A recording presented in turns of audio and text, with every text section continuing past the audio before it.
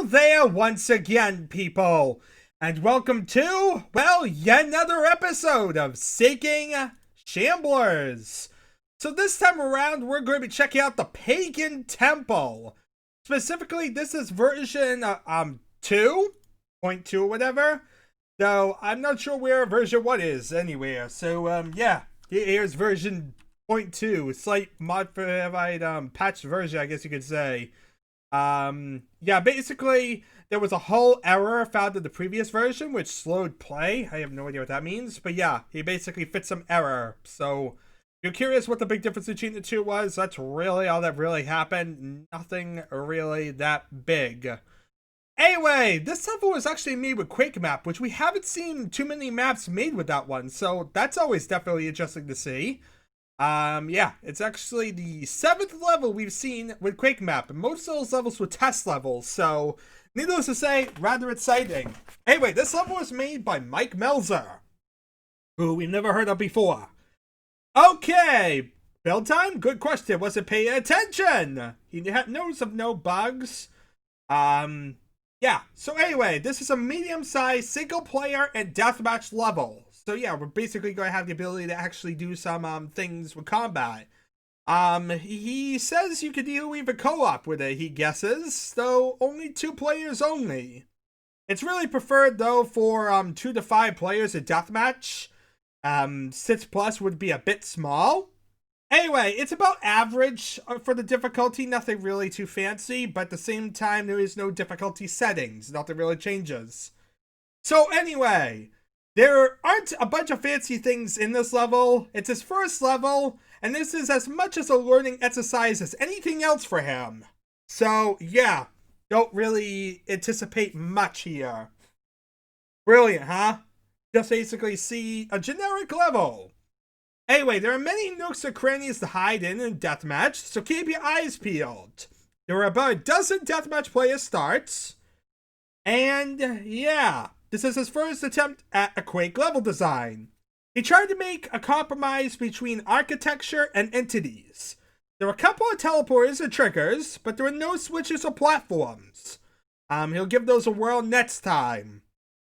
So, for other newbie level developers, if they want to check it out, he included the .map file as well as the PSP.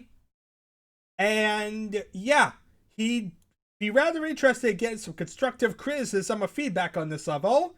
There are still a few things he hasn't quite figured out about Eden. Things like texture alignment, and full list of specs args for each type of entity. So yeah, that basically is that. He then includes a bunch of copyright stuff, which I really don't care about too much. It is provided as is. Blah, blah, blah. Lots of copyright. You may have damage from your computer. It may destroy everything. You're doomed. We're going to all die. The apocalypse is coming. Let's load up Quake. Okay, so let's see here. Pagan is basically the name of the level, which of course brings back a lot of thoughts of Thief. And we're already getting right into the combat. With a Gwent somewhere. Where'd that Gwent go? Oh, I see. Okay. Nice Quake symbol up there. I really want to check it out, but things are trying to kill me.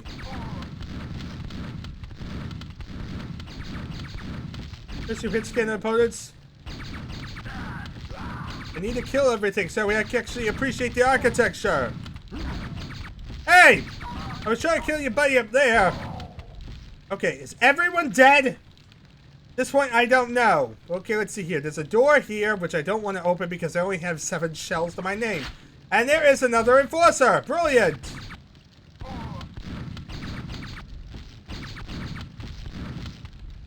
There we are. Okay, so now I have 1 shell to my name. And I'm hearing ogres, which is not a good sign. I really don't want to leave this room until I get some more goodies. But, yeah, it's basically a basic little temple area. There's a ring of shadows, which could be convenient. There's also lots of different little ammo running around. Some nails, some rockets. I don't have any of those guns, so that kind of doesn't really help me. Oh, super nail gun underneath the dark area. Okay, now I'm ready to at least survive whatever tries to kill me.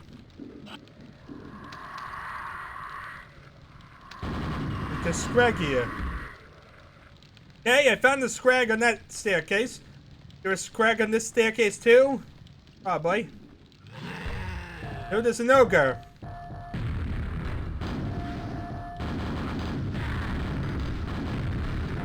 Well, looks like also a lot of goodies. Okay, so probably should get back. There's a zombie down there, but I can't kill him because I don't have any explosives. So yeah, I killed an ogre. I killed some different little things, but now I'm down to no ammo whatsoever. Now there's an angry zombie down there.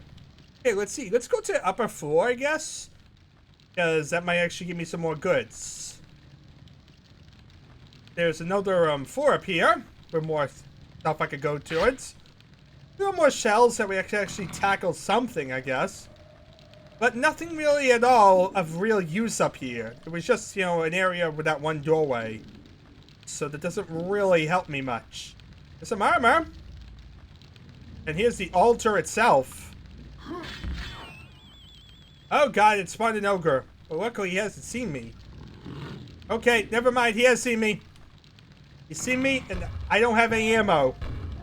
I also don't know how to get up there. Ow! Yeah, I don't know how one gets up to that upper floor just yet. I thought that maybe it would be an elevator to lead you up, but apparently not. And yeah. Living dead! They're everywhere! This ain't helping me when I don't have exactly any resources. Take the invisibility, let's run through this door. Wait, this door is sealed, isn't it? Yeah. Okay, plan B. Let's go through the scrag door. Okay, apparently this was the way to the zombies. Based on the fact that he just kind of appeared. Okay, let's grab the quad damage, I guess. Oh god, it's a lot of enemies.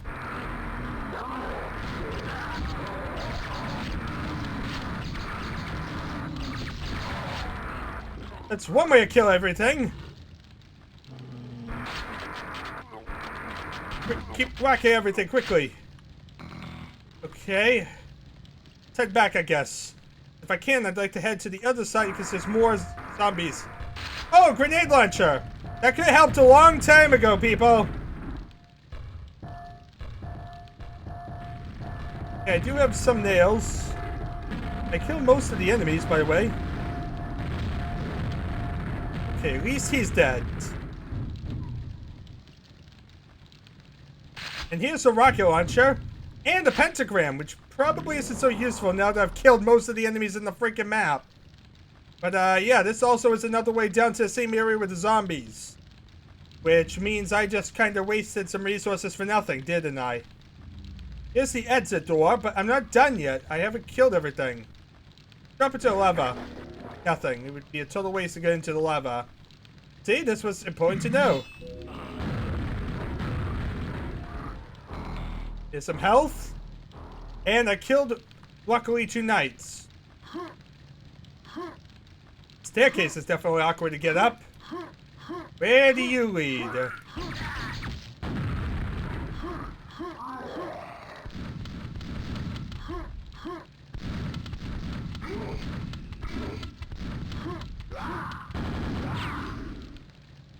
To a balcony with the rest of the enemies, actually. Brilliant. As you see, I got a free nail gun.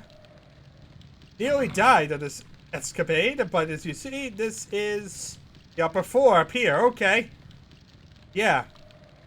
So, this is another staircase that you can drop down to just a hole that leads back. It didn't really help me at all, actually. But yeah, at least all the enemies are dead, so now I cannot have to worry about, that. And here is the upper floor. Teleporter leads to the upper floor. Makes sense. There's not really much up here. There's a bit of healing, at least. So, at this point, that really matters little. Oh, look, the double-barreled shotgun. So, as you see, you can get every shareware-based gun in the game. And, of course, this level. Makes sense. It was his first level, so he wanted to throw as many different little random entities as he could. I really don't think I handled things the best way, because I kind of gathered a lot more resources after the fact, as opposed to before the fact. Which is kind of why it ended up being a lot rougher for me than it could have been. But yeah, this is just a giant loop here. Trying to get my bearings still in this level for some reason. I killed everything. I still don't have my bearings. Yeah, this is the underground pit here. There's a staircase over there. Staircase over there. Yeah. Here's a bit of healing and the way with the scrag. See, we have most of our healing back, actually. And let's see here. There was also the area with the ogre, wasn't there? How do you get up there again? God, am I getting lost? Pretty sad. This level's relatively simple, and yeah, I'm managing to get myself entirely lost in it. But yeah, there was the area with the ogre. How does one get up there with the pentagram and all that? How did I get up there? Kinda lost, people. Let's think for a second here. And there's the two exits there, and then there's a way in the middle. And the way in the middle leads down here. Oh, okay, and here was the doorway. Here's where I went. Instead of going this way, where I would have fought more grunts. Okay, so I basically did everything in the level, people. All I really have to do is go into the exit teleporter and exit the level, I'm assuming. Which there is an exit teleporter, which means this is a campaign level. Hooray! I like campaign levels. So into it we go. And there we are. Level exited. So therefore, I can actually add this to the campaign level set. Make it as one more little level. Very nice to have. More levels, the better. It leads to E1M2, which really doesn't matter much to us, but it's there. Anyway, that's the Pagan Temple. Definitely not the greatest of levels by any means. At the least, it definitely feels like what I would say is almost like an episode 1-er for my campaign or whatnot. It's very quick and very basic. But at the same time, it's a nice little level to include. One more filler level, I guess you could say, is in there. And yeah, it didn't have anything I really had too many gripes with. It just was a relatively bare bones basic Quake level, which is always a nice thing. Plus, I did like that Quake symbol. It's always nice when you have a Quake symbol sitting somewhere. So yeah, relatively basic, bare bones Quake level. Yeah, nothing that's going to be too memorable, but at the same time definitely fits in with all the other random Quake levels I've chucked out. Anyway, thank y'all for watching. It's been something, I guess, and I'll see you all next time.